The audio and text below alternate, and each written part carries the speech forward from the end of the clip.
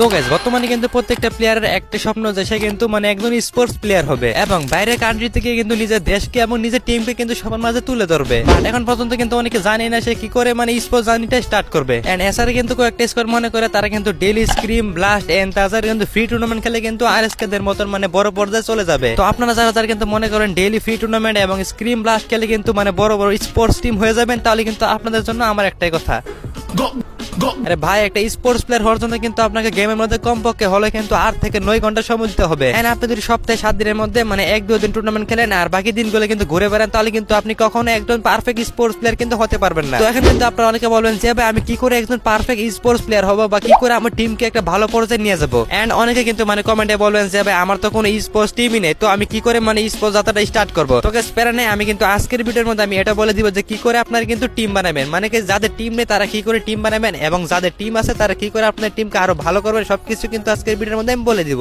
ঠিক আছে তো গাইস আজকে কিন্তু আমি আমার নিজের অপিনিয়ন অনুযায়ী কিন্তু বলে দিব যে স্পোর্টস এর মধ্যে কিন্তু কি কি করতে হবে এন্ড কি কি করা যাবে না, এন্ড কিছু কিন্তু বোনাস টিপও আপনাদেরকে আমি দিয়ে দিব। এন্ড গাইস আমি কিন্তু কোনো কোচ বা অ্যানালাইজার না যে আমি একেবারে পাই টু পাই কিন্তু আপনাদেরকে বুঝিয়ে দিব। মানে গাইস আমি আজ পর্যন্ত মানে যা কিছু শিখছি সবই কিন্তু আজকের ভিডিওর মধ্যে আমি আপনাদেরকে শেয়ার করে দিব। এন্ড গাইস আমার অপিনিয়ন অনুযায়ী কিন্তু আজকের ভিডিওটা কিন্তু যারা যারা দেখবেন তারা কিন্তু আপনাদের স্পোর্টস টিমকে কিন্তু একটু হলে কিন্তু উন্নতি করতে পারবে। তো গাইস আজকের কথা বন্ধ করি এন্ড লাইক এন্ড সাবস্ক্রাইব করে কিন্তু আজকে ধামাকে ভিডিওটা শুরু করি।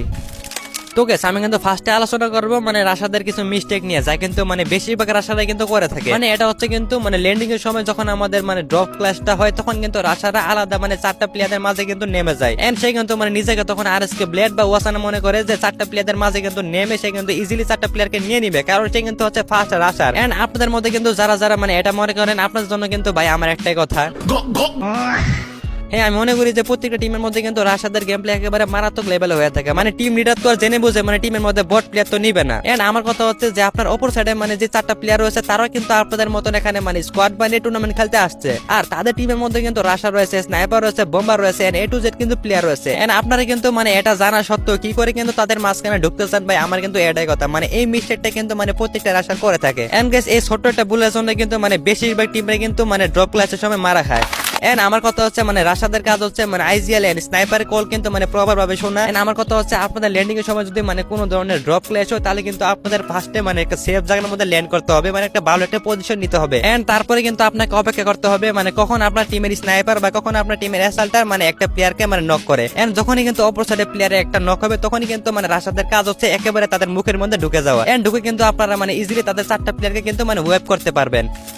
তো তারপর আসছে কিন্তু আরেকটা কমন মিস্টেক এন্ড যেটা কিন্তু আমিও করে থাকি, এন্ড এটা কিন্তু হচ্ছে মানে কোন জায়গায় রোটেশন নেওয়ার সময় সেই জায়গার মধ্যে আর কি আরবন প্যাডটা না মারা। এন্ড আরবন প্যাডটা হচ্ছে মানে আপনারা কিন্তু এই প্যাডটা দিয়ে মানে ম্যাপের মধ্যে ক্লিক করে প্যাডটা মেরে কিন্তু আপনারা ইজিলি মানে প্লেয়ার ফাইন্ড করতে পারবেন যে এই জায়গার মধ্যে কতটা প্লেয়ার আছে। এন্ড এরপর কিন্তু আমরা আরেকটা মিস্টেক নিয়ে আসি, এন্ড সেটা কিন্তু হচ্ছে থার্ড পার্টি মারতে গিয়ে মানে থার্ড পার্টি খেয়ে যাওয়া। ধরেন আপনারা আছেন মানে একেবারে লোয়ার গ্রাউন্ডে এন্ড এনিমের আছে কিন্তু একেবারে আপার গ্রাউন্ডে, মানে ধরেন এনিমেরা কিন্তু আছে একটা পাহাড়ের উপরে, মানে তারা কিন্তু সেখানে মানে ফাইট করতেছে। এন্ড আপনারা কিন্তু আছেন মানে সেই পাহাড়ের আর কি ঢালুতে। এন্ড আপনাদের প্লেয়ার কিন্তু তাদের উপর ফায়ার করে দিয়েছে। এন্ড তখনই কিন্তু মানে উপরে যে 2 স্কোয়াড ফাইট করতেছিল তাদের কিন্তু অ্যাটেনশন আপনাদের দিকে চলে আসবে। এন্ড সেখান থেকে কিন্তু মানে 2 সাইড দিয়ে আপনাদের উপর ফায়ার আসবে এবং তারা কিন্তু আপনাদেরকে একেবারে স্যান্ডউইচ বানিয়ে দিবে। তো গাইস এর একটা সলিউশন হচ্ছে ধরেন আপনারা মানে লোয়ার গ্রাউন্ডে আছেন, লোয়ার গ্রাউন্ড থেকে কিন্তু কখনো মানে থার্ড পার্টি করার চেষ্টা করবেন না। আর আপনাদের কাছে যদি মানে লঞ্চ প্যাড থাকে তাহলে কিন্তু লঞ্চ প্যাড দিয়ে মানে উপর ওটা ট্রাই করবেন। এন্ড এছাড়া কিন্তু লোয়ার গ্রাউন্ড থেকে আপার গ্রাউন্ডে মানে কখনো মানে ফাইট করবেন না, মানে এখান থেকে কিন্তু মানে ফাইটটা স্কিপ করে যাবেন। তো গাইস তারপর আসে কিন্তু আরেকটা ভুল, মানে কিছু কিছু স্কোয়াড আছে যারা কিন্তু মানে ম্যাচের মধ্যে নামার সাথে সাথে কিন্তু ওয়েপ আউট হয়ে যায়। এন্ড তারপর আর কি তাদের মানে প্লেয়ারদের মধ্যে আর কি মানে গ্যাঞ্জাম লেগে যায় যে তুই এটা করস না কেন, তুই এটা করস না হ্যান তেন, এটা ওটা করতে করতে কিন্তু মানে তাদের মাঝখানে আর কি গ্যাঞ্জাম লেগে দেন, তারপর আর কি মানে সেই স্কোয়াডটা মানে একেবারে ভেঙে যায়। এন্ড এটা হচ্ছে কিন্তু মানে ল্যান্ডিং এর সময় যদি আপনাদের টিম সবার আগে মারা খায় তাহলে কিন্তু আপনাদের টিমের মাঝখানে মানে গ্যাঞ্জাম লেগে যায় যে আপনাদের প্লেয়ার গুলো কিন্তু একে অপরকে মানে দোষারোপ করতে লাগে। এন্ড আমার কথা হচ্ছে আপনাদের যদি মানে ফার্স্ট ম্যাচ একেবারে খারাপ হয় তাহলে কিন্তু আপনাদের মানে চেষ্টা করতে হবে যে সেকেন্ড ম্যাচের মধ্যে কিন্তু বলগুলা শুধরে একেবারে ভালো একটা কামব্যাক করা। এন্ড আমি যদি বাংলাদেশ টপ ওয়ানদের কথা বলি তারা কিন্তু মানে 2 দিন আগে আমাদের এফএ বিপিএল খেলেছিল, সেখানে কিন্তু তাদের ফার্স্ট এন্ড সেকেন্ড ম্যাচ কিন্তু একেবারে খারাপ হয়েছে।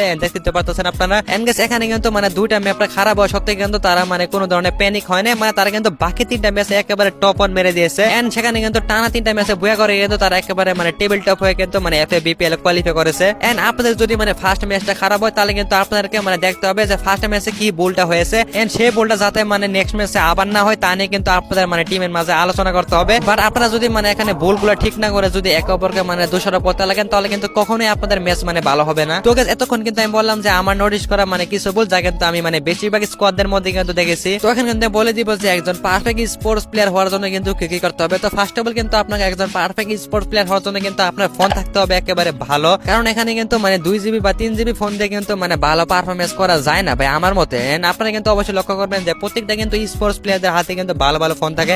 আমার কথা হচ্ছে আপনাদের কিন্তু এমন একটা ফোন দিয়ে খেলতে হবে মানে যে ফোনের মধ্যে কিন্তু কোনো সিচুয়েশনে মানে ফোন ল্যাগ বা হ্যাং করবে না, মানে এমন একটা ফোন দিয়ে কিন্তু গেম খেলতে হবে। এন্ড এছাড়া কিন্তু আপনাকে মানে ডাটা প্লাস ওয়াইফাই মানে এই দুটো জিনিসই কিন্তু আপনাকে থাকতে হবে। এন্ড এছাড়া কিন্তু আপনাকে মানে রেগুলার টুর্নামেন্ট খেলতে হবে। আর আপনারা যদি মানে টুর্নামেন্ট না খেলেন তাহলে কিন্তু আপনাদের মানে টুর্নামেন্টে এক্সপেরিয়েন্স বাড়বে না। তো আপনারা চাইলে কিন্তু টুর্নামেন্ট খেলার জন্য আমাদের গ্রুপে আসতে পারেন। আমাদের গ্রুপের মধ্যে কিন্তু আমরা ডেইলি মানে বড় সড়ো ছোটখাটো সকল ধরনের কিন্তু টুর্নামেন্ট আয়োজন করে থাকি। আমাদের গ্রুপে কিন্তু লিংক আমার পিন কমেন্টে অ্যাড করে দিব।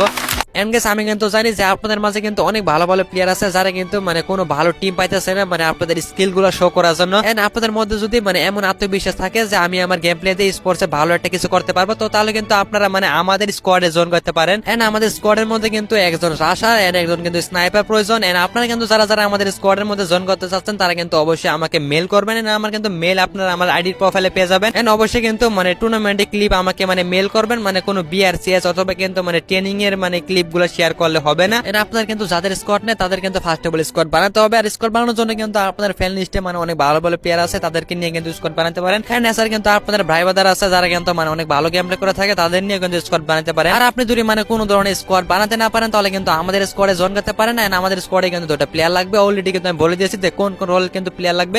আজকের ভিডিওটা কিন্তু এই পর্যন্তই, দেখা হচ্ছে নতুন কোনো ভিডিওতে। Good bye.